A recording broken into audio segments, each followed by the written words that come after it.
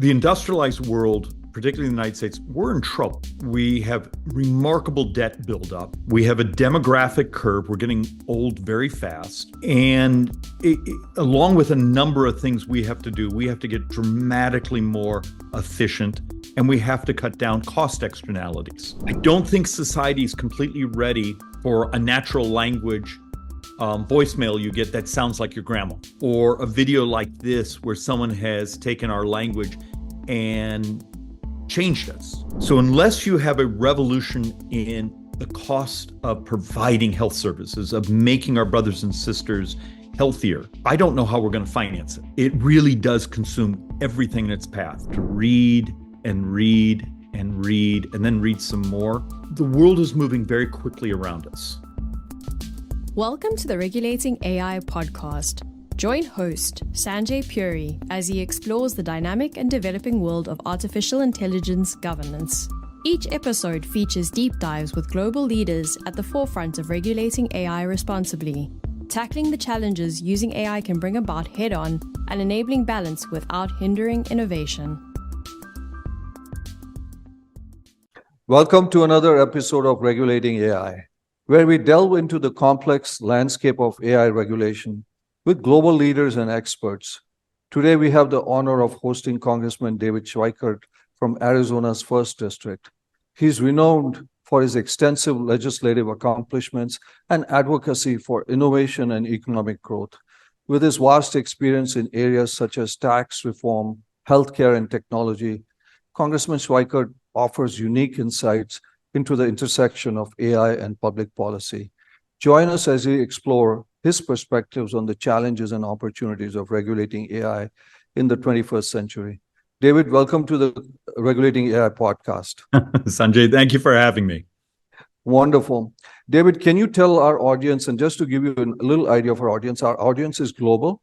We have had members of Congress, we have their staffers listening in, we have AI's CEOs, and a range of other people listening. And can you tell them what first sparked your interest in AI, in artificial intelligence? I've had both an interest and a little degree of expertise in blockchain,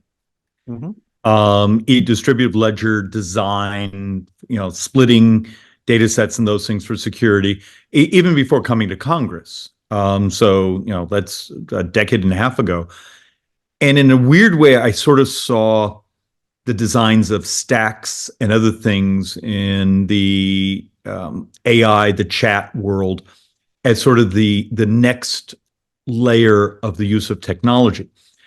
And I also need to give you my overall framework of technology. And this is from how I feel about synthetic biology, which I have a fascination with, to the adoption of AI, is the industrialized world, particularly in the United States, we're in trouble.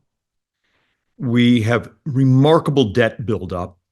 We have a demographic curve. We're getting old very fast.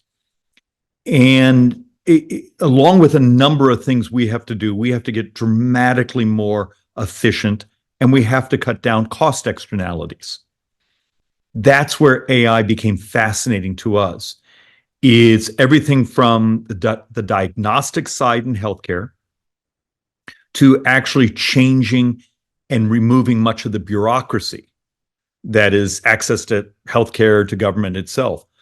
And so within those sort of protocols, it's shocking the pushback you receive from both the fearmongers, but also those that will use legitimate concerns as ways of barriers to policy changes that would allow the adoption of AI. And that was one of the reasons I was actually pleased to get to spend some time with you, is I think it's appropriate that we also talk about the societal benefits of doing this well. I agree. David, you brought up some incredible points. So I'm going to just first ask you a little bit about blockchain, because you're I think the co-chair of the Blockchain Caucus. How do you view the intersection of AI and blockchain technology, especially given regulatory challenges and opportunities? Can you tell our audience a little bit about that? I've actually, even with a couple of my friends who are much smarter than I will ever dream to be, looking at the ability to, particularly using blockchain as ways to, absolutely document ownership. Mhm. And, the classic blockchain of even now some of the ways of split your data sets. So the level of encryption. So if tomorrow there's quantum, we actually still, your passwords are protected, those sorts of things. There's ways to do that. So even a really advanced AI crawler can't collect all those things. So there are ways where I actually think a well-designed distributed ledger and the most modern designs actually coexists in a way of AI. So AI scrubs the world, gathers information, hopefully then ranks the quality of that information so we can do decision making. And over here, if that helped us do health, and over here, I need to protect your privacy of how AI is now helping manage your health and look for abnormalities. But you want your privacy. I actually have a design in my head where they actually work quite well with each other. So if I can just follow up on another topic which you're very passionate about is deepfakes. And you talked a lot about that, and we're going to talk a little bit about that. Do you think blockchain might have an ability to authenticate stuff, unlike watermarking? Can you tell our audience your Yeah. thoughts on that? The answer is yes, and that one's a fairly obvious use case, and I have no idea how I get it broadly implemented. So the use case is obvious. So I want to take a brilliant guy who does a podcast on AI, and I want to take what he's done and change it.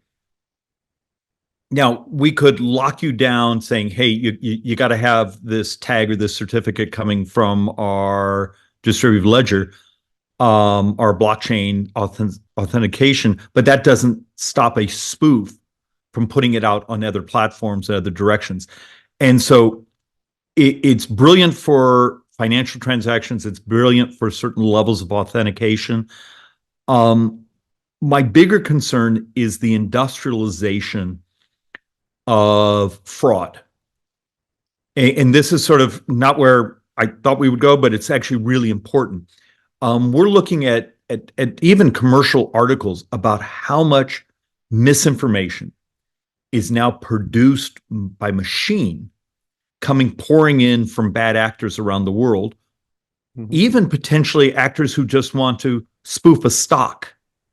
Yep. Or other financial transactions, or engage in massive where you get the text message saying this is the IRS, but the scramble and some of the things behind it are actually a downloaded AI app.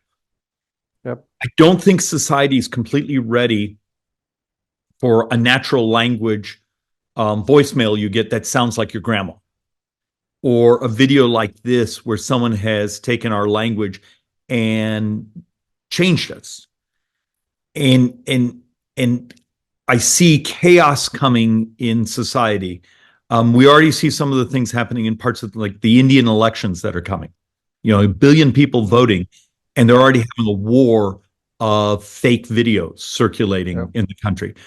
Imagine that being all around the world this year, where so many people in republics are voting. And we're going to have to, first thing, build a more skeptical audience. Just because you see something in this format doesn't necessarily mean it's real. That's true. That's true. A lot of elections, a lot of democracies at stake. Is there a danger when audience becomes too skeptical also, David? That people think everything is fake? Actually, in a weird way, I'd rather have that bias, because eventually we all crave information. And there's a couple brilliant articles out there. If anyone's a really more academic minded, one article, I think it's researchers, The Need for Chaos. Some of these other things that they're academic articles are talking about human nature wanting the status of the first person to send something, or being the first person to tell your friends on social media or those things, even when that person knows it's probably fake. It's probably artificial photo, those things. Heaven knows, on this silly thing I have here, I get insanity all day long, often by very well-educated people. And when you pick up the phone and call them and they say, oh yeah, I knew it wasn't real, or probably wasn't real, but I thought it was interesting. What happens when we're seeking status and recognition, but the way we're doing it is information pollution? And so the reality, a high level of skepticism might actually be better for society, where, okay, I got this, but now I'm going to go to credible publications. I'm going to go look at The Economist magazine or Barron's or Wall Street Journal or these sorts of things and see if I can find vetting of it. I think that would be healthier than believing everything that comes in. So skepticism is good. David, shifting a little bit to healthcare, which is also a big passion, and you are really a pioneer. You proposed the Healthy Technology Act, which aims to qualify AI and machine learning as eligible to prescribe drugs. Can you elaborate for our audience the rationale behind this bill? And this one's actually very important. And if you have any really smart people out there listening to this, I need their help. First off, let's lay the ground rules. Last week, we had multiple days where we went over borrowing $100,000 a second. And the economy is actually pretty healthy. Structurally, most folks do not have their heads around the demographic crisis the United States is is facing. In 15 years, we have more deaths than births. Today, the growth of debt is interest and healthcare costs. It's not everything else, even though the other things are what we talk about because that raises money, gets us on television, but it's interest and healthcare costs. So unless you have a revolution in the cost of providing health services, of making our brothers and sisters healthier, I don't know how we're going to finance it. It really does consume everything in its path. Everything a member of Congress now votes on is borrowed. To just give you a sense of the scale we're at. So if I came to you tomorrow and said, hey, let's just use this example because it's a real example. There's this thing that looks like a ginormous kazoo. You could blow into it, and within a minute or so, it would tell you whether you have a certain category of virus or bacteria in your system. It could bounce off your medical records and then order your antiviral, knowing you're not allergic to that particular antiviral. That type of technology exists, but it's not reimbursable. Many state legislatures would make that illegal. It is functionally illegal, but that would be an algorithm prescribing. Would that make you and I healthier? Would cut down some of the timelines where, look at me, I have two very young children. My wife and I are the same age. The ability to take a day off work, try to get an appointment with the pediatrician, those things.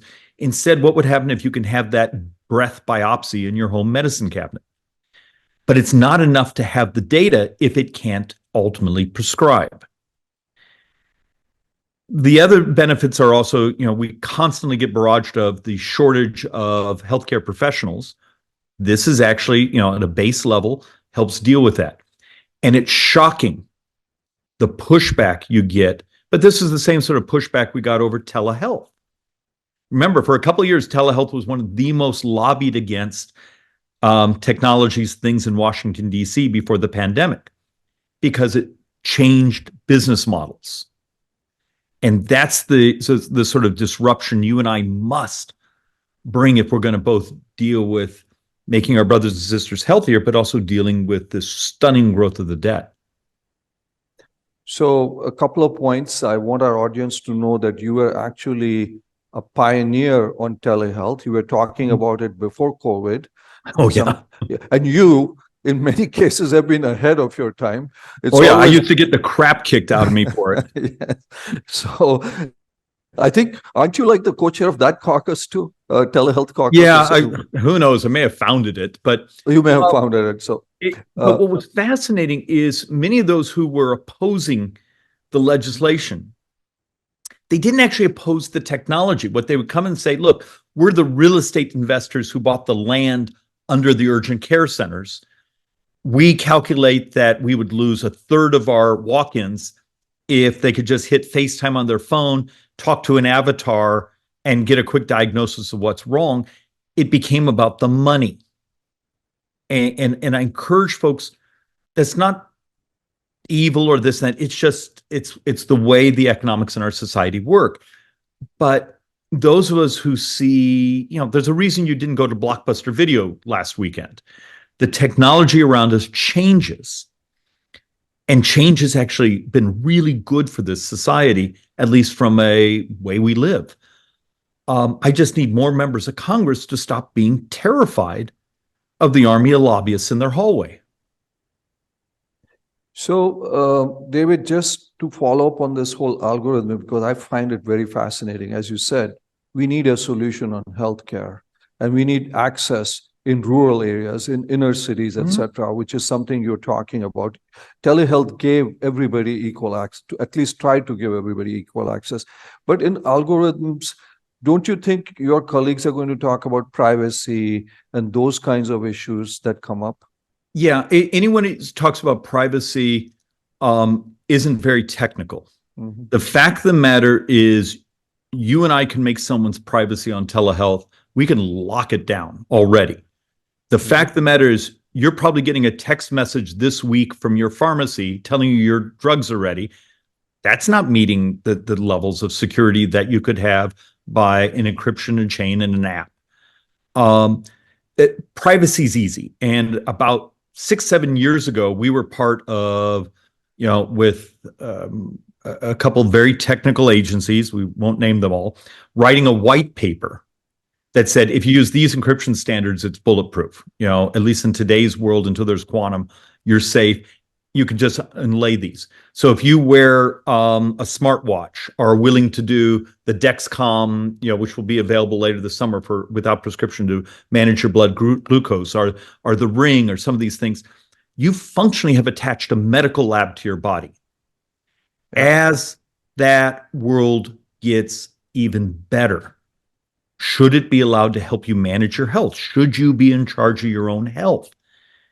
And a lot of the folks who oppose this technology disruption will throw up, oh, what about privacy? What about this? What about that? That's the privacy is the easy one to cover. Reimbursement and some of the politics at the state level and federal level are actually much trickier. Shifting to another topic, you introduced the Audit Act to streamline the Department of Defense's audit process. Bless you. Yeah, so can you explain to our audience who don't know about the $1 billion that's going down? Okay. So this is, Sanjay, you'll love this one because it's such an easy thought experiment. The Pentagon, I think, just had its 8th audit report from the GAO saying it's unauditable. It is impossible to audit the Pentagon. And this has now gone on for most of a decade, where they come back and say, we don't know their asset list, we can't do this. Came across an article several months ago about a couple of the big international auditing firms saying, experimenting with AI audits that are able to crawl over inventory lists, asset lists, depreciation models, everything else, and crawl up and down those data and build it. Okay, if this exists, you've already been told the Pentagon is unauditable. Why wouldn't you just let's unleash AI. Let's have an AI package audit the Pentagon. Matter of fact, I do this because it's easy to understand. Now, my personal passion is to do this type of technology up and down all of government, over durable medical equipment, because we keep knowing there's billions and billions of fraud there, on all these sorts of things. The fact of the matter is, you could do, instead of a traditional AI stack, it's actually more of an AI crawler to go over these data sets in a living, crowdsourced fashion where every day it's working its way through, new data sets and finding things. I even have a model where this works environmental data, where it's almost living crowdsourced. So you don't need today's model where you fill out paperwork, you stick it in a file cabinet, and several years later you sue someone over what's in the file cabinet, but you're living collecting constant crowdsourced data. So if there's a bad actor making a mistake out there, you catch them immediately. But I use the Audit the Pentagon AI because it's so simple to understand. Sometimes when I go off on these other things, I get glassy-eyed looks back. Right. Just to finish that point, can you tell our audience the scale of the problem with Pentagon? It's stunning. Think of going most of a decade with the audit report that comes back saying, we can't audit it. You should have a document like this, and instead we get one sheet that says, no, can't be done. We tried, we put the auditors out there, we looked at all the data sets, we can't figure out. Wow. That should enrage people, because in a weird way, think of the fragility you create to even the security state. Do we have enough weapons? Do we have enough inventory? Do we have enough parts? Do we have enough this? Do we have enough that? Do we have too much of this? Do we have things that we actually don't know? And yet the pushback has been fascinating. It's almost like some of the bureaucracy likes us not knowing. Wow. Isn't that scary? Our tax dollars at work. Oh my God. Changing topics to another area of your passion, David, tribal policy is an area where you've demonstrated significant leadership. How do you see AI impacting indigenous communities, and what steps do you think we can take to make sure there's equitable access and participation to them? It's a brilliant question, and I thank you, because I almost never get this one. Can I give sort of a use case, and we'll work backward in that, because it makes it easier to understand. I'm blessed. I live in Arizona. Trust me, if you could see what's outside my window here, you'd be moving here. I actually have some longtime friends, Navajo Nation. Part of their family is out in a chapter house in the middle of nowhere. They've been waiting almost a decade for a piece of copper or fiber to get to them so they could have broadband. That's immoral. What we've done is we created this rural broadband, yet somehow it never gets to them. Tomorrow, you and I could do this. We could go out there, we could put up a small satellite dish, put up some Wi-Fi repeaters. The next day, we have broadband. Then the next day after that, you could actually engage in a type of indigenously respectful telehealth. You could actually do wearables for those that might have diabetes or other things, to be able to help manage their health statistics. So many people think of healthcare as, oh, once a year I go visit a doctor, or I get a cough, I make an appointment, and 5 days later I'm able to get into, the visit the medical professional. And what I'm trying to argue, particularly for isolated populations, and this could even be in urban areas, healthcare could be 24 hours a day, 7 days a week, because the technology we have that could read off your body, and the ability to look for things that are abnormal or things you're doing well. And it's not that complex. None of this is cutting edge. Some of this technology you and I are talking about right now is a decade out of date already. It just is uncomfortable because many people built business models on the old sort of make an appointment, walk-in model. So do you think either personalized medicine or personalized education can play a role with some of those communities who don't get, because everybody is different, and AI has that ability, David, to doing that. And education also is very important for some of those indigenous communities. You talked about the Navajo Nation. I've had a lot of experience in working with them. Education, access to education also becomes an important aspect for them. Brilliant. And also think of some of our isolated populations. Have a supai. You're functionally at the bottom of the Grand Canyon. Yep. They have a small school there that's run by the Bureau of Indian Affairs. Mhm. Getting a teacher to stay down there is tough. Okay, but they do have a satellite dish. Why couldn't they have some of the best teachers in America? It just, this afternoon, you have your science class from someone that's at the Smithsonian. Tomorrow, you have English with a grad student from Yale. That's the fact of the matter is rethinking. And yet you'll get this pushback saying, no, we need people sitting in the room. Well, that's actually sort of cruel when you don't understand some of the populations we have around this country. And it's both my Native American populations to even some rural populations to even young people or even those of us who are older who want to learn skill sets and have access to what we're talking on right now. And it's more than just education. It's the ability to pursue joys and interests and the ability to become part of the community using technology. It doesn't have to be this dystopian isolator. In many ways, if we can get rid of the scam artists who are often on these types of platforms, it could actually work. It's like forgive me for doing a slight non sequitur, but see if I can make this make sense. A decade and a half ago, a friend of mine were elated when we started to see the proliferation of blogs because we thought we were going to get the expert on this would start writing a blog, and we're interested in that. And what we found was it wasn't the expert. It was often a propagandist who was writing that blog, not the expert. So back to our earlier, finding a bit of skepticism.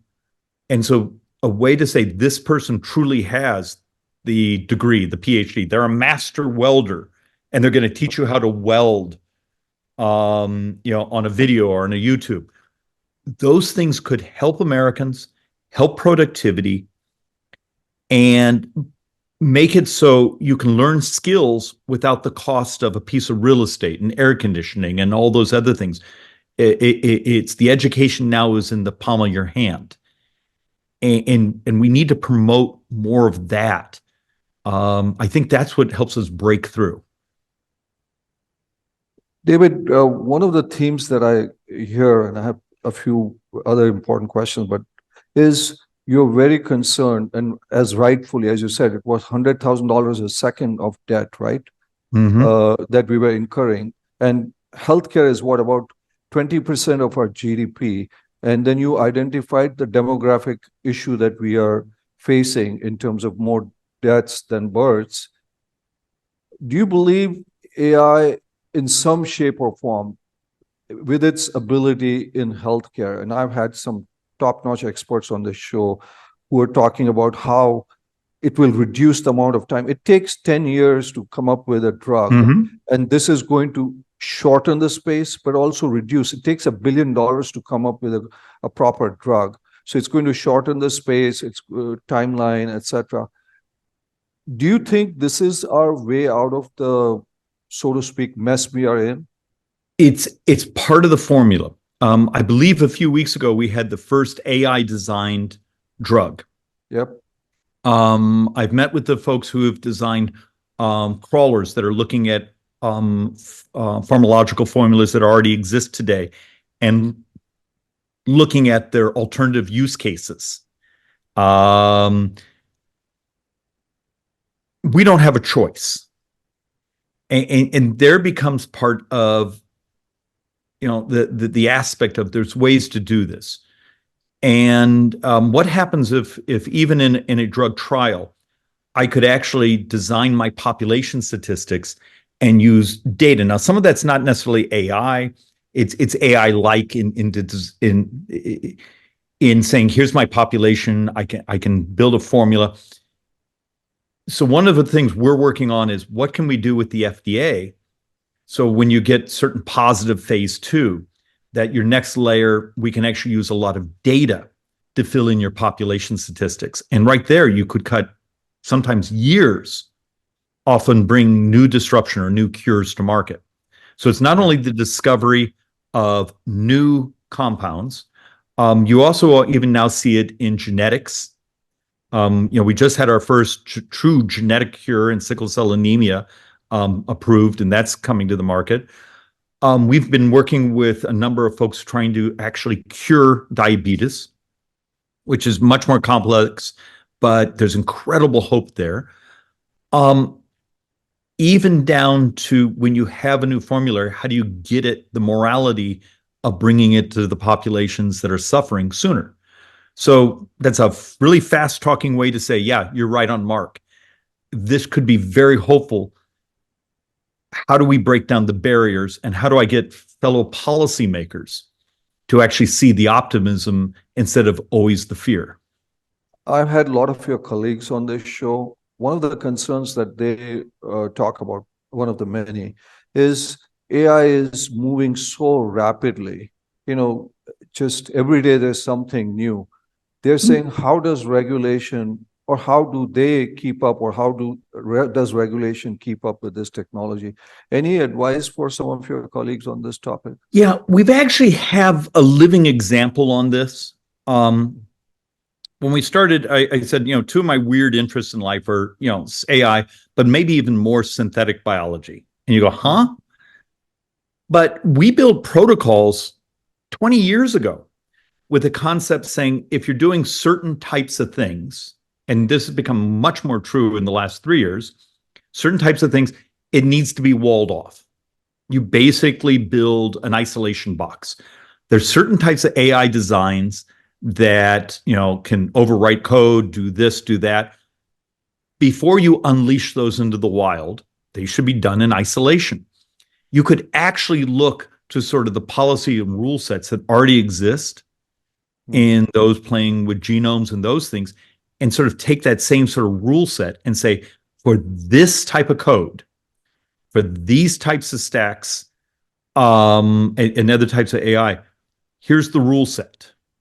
And so that way, instead of trying to regulate down to the individual project, you actually have a regulation that's sort of principles based. So the IRS sets up ChatGPT, or a version of chat, and you call in and say, I need help on this form. And the person you're talking to stays on the phone with you for half an hour and helps you fill out your form. And it turns out it's a computer. Mm-hmm. That probably doesn't need levels of regulation. That's not going to be malicious. The one that may be trying to find a way to overwrite, code on every security camera in America, that probably does need a way to find it, attack it. And even, the debate I've had with some people on bias in AI code. The fact of the matter is, the beauty of code is I can audit the bias. I can't audit people's hearts and minds. And I've actually been presented an AI that looks for bias. So it's an AI auditing AI. So if you whiteboard some of these things, there are solutions. Just some of the solutions are hard. Some of the solutions are hard. One of the points that has been brought up, and I know you've been an entrepreneur, is the concern that AI could get in the hands of a few large tech companies, like the social media that we have in. It's very expensive to build a large language model. As you know, it takes $1 billion or whatever it is. Your thoughts, you've been on the other side too as an entrepreneur. We want to keep the innovation going. That's what our country is. And we just talked about the amazing things it can do. But we also want to somehow balance it. What are your thoughts on that, David? Another really good question. I have faith in the markets. I do have intense concern that the U.S. economy is becoming a series of oligopolies. Mm-hmm. And with that becomes the stifling of creativity and innovation. But we also see the crashing of price. Think about the AI power today compared to just 12 months ago. Even the subscriptions you can get today and the things you can code to those subscriptions that are available today compared to a year ago. So today you can be an entrepreneur who says, we're going to build back office billing for surgery centers, and we're going to use AI to look at it and do the clean claims billing. Mhm. Today, you could build that and you just subscribe to someone who has that $1 billion AI and just run it off their system. If the business models continue with the couple giants out there, where they're providing sort of the toolkit and then the creative entrepreneurs build off of that, I think that's disruptive and the price will continue to come down. That's as long as they don't try to then control those entrepreneurial business models. And I would argue we already have trade rules for that. You just have to have a Justice Department that's willing to enforce them. So we do have rules that, as you said, that can be enforced. Just taking that forward, what are your thoughts of open source versus closed source, David? You know, there's two camps. You have the Microsoft OpenAI, which is closed source. You have, you know, some others like Meta has got Llama and Mistral and others. Now, just for people to know, open source where people can access code, build on that. Now, obviously, the closed source people say, hey, our enemies can get their hands on it with their weights and stuff. But you dealt with blockchain and everything else. So I want to hear from you. What are your thoughts on that? It's something I haven't given a lot of thought. You know, I used to play with Linux, you know, where I had part of my open source. You know, I mean, I'm in my home right now. I have a series of Raspberry Pis around the house that run my gates. That I used a public type of Python to do the in and outs. I actually like the idea of the entire mix competing with each other. But even the open source, eventually you hit a certain product draw use level where they're going to need some cash flow, saying, all right, I now need to use this much of your product. I coded to it.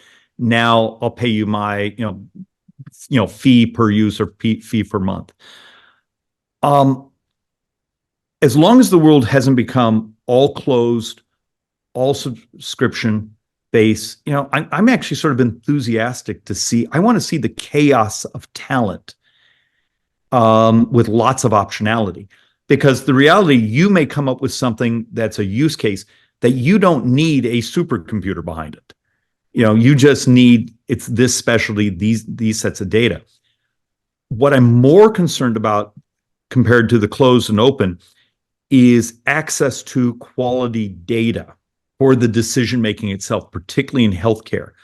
You do find there's some amazing data sets out there, and some of those who hold it are jealously guarding it, keeping it from becoming available to even to the researchers, sometimes even to government. And that we have to fix, because there's lots of ways to strip, you know, with those that say privacy, it's really easy to strip any identifying characteristics. And some of those population statistics may mean life or death to people in the future with curatives. So I would argue there's a moral argument for access to data for researchers and those who are coming up with the next best cure.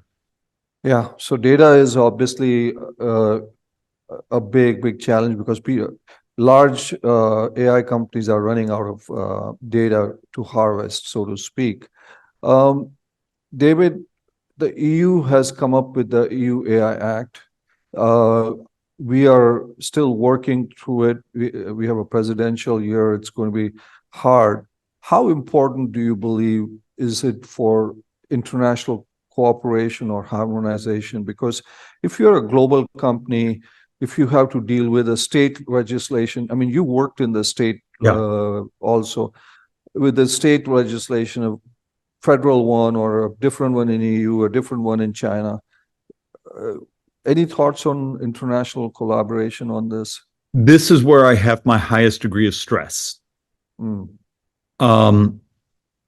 Because I've been shocked at some of the reports we've ground through, where some other countries, the amount of their resources that are going in to AI, but not for good, almost malign whether it be their money is AI for weaponry and propaganda instead of healthcare or efficiency or fixing traffic issues or all the other good use cases.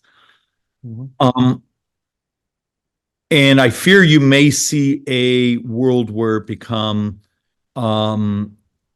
Western nations with certain common principles building a co-op compact of here's the rule sets, here's how we use it. And some of the dodgy actors, we may have to find a way to identify when it's their code that's crawling, and that's hard. Particularly, you've already seen some of the stories of things we found in firmware and other things that talk to others, and we almost are going to have to build sort of hard lines saying, even to some of the more totalitarian countries, do they isolate themselves and then produce malign things and try to put it out in the common for the West? And I'm not brilliant enough to know completely how to do this. I've read, there's a couple of papers out there of redline this, redline that, but if you really dig into it, I don't think they work.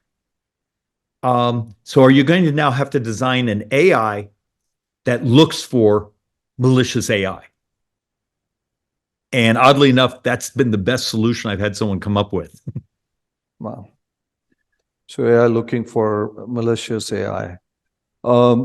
David, there have been all kinds of reports about the transformative power of AI on jobs. McKinsey, IMF, there are all kinds of numbers, 60%, 40%, 30%. But the consensus is there's a major transformation happening, especially in certain areas, customer service, coding, et cetera, et cetera. Law, content management, marketing.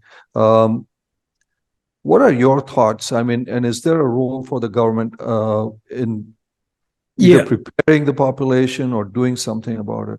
There both is, and in other examples of, we've seen some of this in trade disruption and those things. And the reality, the bureaucracy, in some ways, well-intended, made things almost worse. I joked about it earlier, but we've lived a version of this. You're obviously not old enough, but we used to have these things called Blockbuster Video, where you went and got your little silver disc, and then, it felt like overnight, but over, a couple of years, we went home and hit a button, and now we streamed our media. There were tens of thousands of workers there. There were thousands and thousands and thousands of, retail space that were now emptied and closed. Now, picture that sort of disruption in multiples. But the fact of the matter is, you have a society where we don't actually have enough workers. You actually have a society where demographically we're getting old very fast. We're in desperate need to raise productivity to increase living standards, but also to create the capital velocity so we have some ability to stabilize our US debt. And my fear is if you get the sort of the troglodytes who say, oh, you need to slow down AI because it might create job disruption, the damage from that will be much greater than some of the displacement, which I think is going to happen in a number of white collar. But at the same time, every time we thought, this huge, this argument's been going back time immemorial, whether it be the industrial age or, the computer age or some of these other things. There's always the world's coming to an end. We're going to have job displacements. But healthy market economies always have this rotation. Now, it feels like crap when you're the one being rotated. But that's also how you build a healthier, better living standard in a society, is you're constantly rotating to what's most productive. Yes, there's going to be displacement. If it's overwhelming, yes, there's a place for government. But government has to be very careful. It doesn't slow down the transition of the next best economic driver. So not slow down the economic driver, there will be displacement, but it'll be rotation and hopefully lead to more prosperity. David. And I can almost give you an extra. There's a couple studies done pre-COVID that looked at job training programs. Mhm. And what we found in the data sets and these studies, and these were university type of academic studies, that job training for the next generation was, and this always angers, some of the world of academia, was much more effective when sponsored and done at the employer level than often at my academic institution level, because by the time the academic institution level built its program, got it certified, got accreditation, those things, the private sector had already moved on to the next technology. So do you do things in the tax code, regulatory code, those that make it so the employer is constantly investing in the new best piece of equipment and constantly bringing on its people to be able to benefit both in higher wages, but also be higher productivity for society at the employer level. And for some of the control freaks I work with, they see a government sort of solution, and I would argue it's an incentive solution at the employer level. So it's more at the employer level. David, finally, what advice would you give to policymakers and legislators around the world who are grappling with the challenge of, AI, how to regulate it, etc.? You have incredible experience. I mean, like I said, I have 2 hours worth more of questions, but I won't bring you back. But some words of wisdom to our audience, to the lawmakers. Yeah. We have a lot of lawmakers in EU listening to you too. A couple of things. One, consume stunning amounts of coffee and read a lot. One of the things I found hardest in my job is finding that time for intellectual capital, to just force yourself to read and read and read and then read some more. The world is moving very quickly around us. And if you're going to be in the policy making business, make sure you understand this generation, the next generations of policy decisions, because so much of what we debate in Congress is already a decade, 2 decades out of date. And I'm being very sincere on this. We do great damage to ourselves, our society, our governments, our populations when we're not paying attention to what don't think what's coming to tomorrow. You got to always design things so there's lots of what they call optionality. Don't be so arrogant that you and I think we know what tomorrow's technology is going to bring, because there's going to be a breakthrough that's going to surprise us.